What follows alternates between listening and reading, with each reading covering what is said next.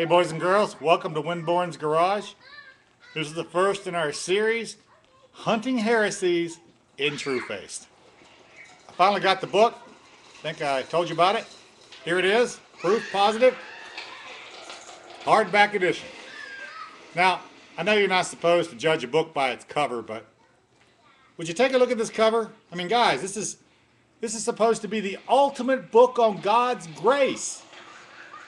I mean, come on, does that look like grace to you? I mean, they make depression medication for people who draw stuff like this. Come on.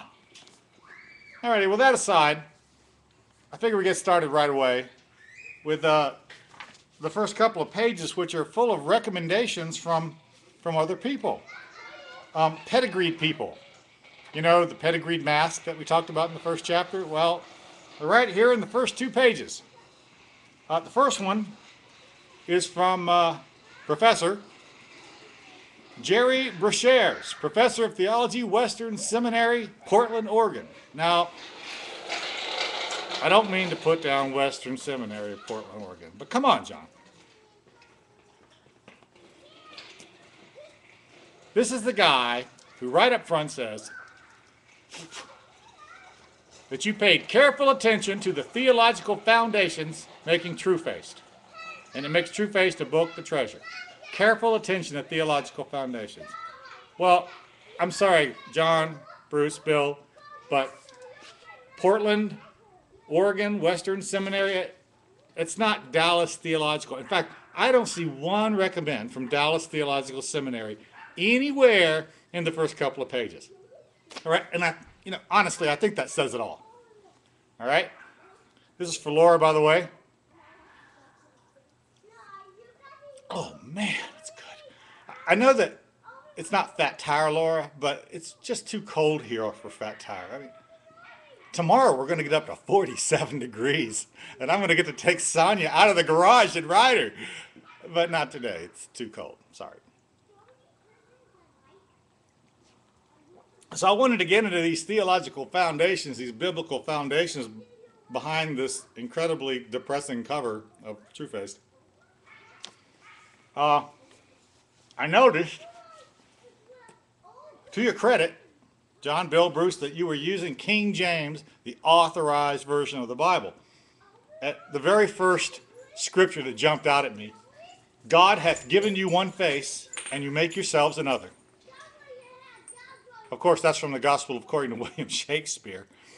Other than that, in the first chapter, it was kind of hard to nail down any real scripture here and there.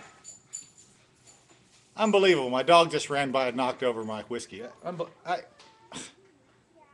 These things are very difficult to record. Have you noticed? I did find one scripture.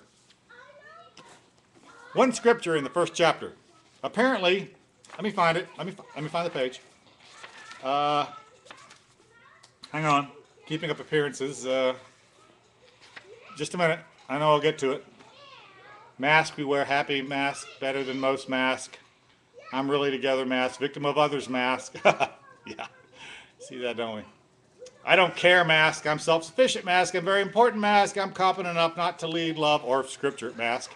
I'm the expert mask, I'm the theological trained, well obviously we're not going to be using that mask. I'm not hurt mask. I have the answers mask, yes! I'm independent mask. Where is the scripture? Hang on. I know it's here. Let me look.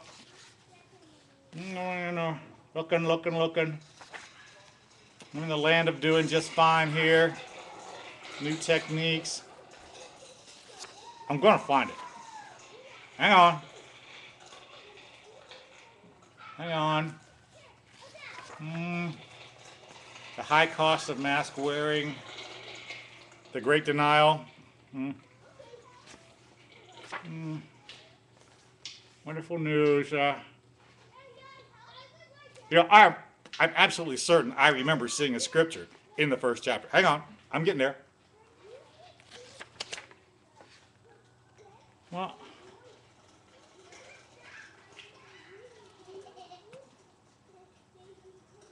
can't find it. To be honest, I think it was King Saul telling Samuel, I did do God's will, right after he didn't do what Samuel told him was God's will.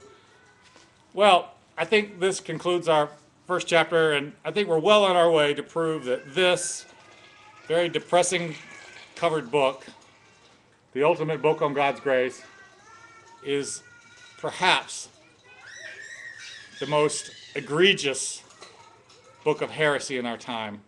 I mean, other than, of course, the work of Galileo, which wasn't in our time.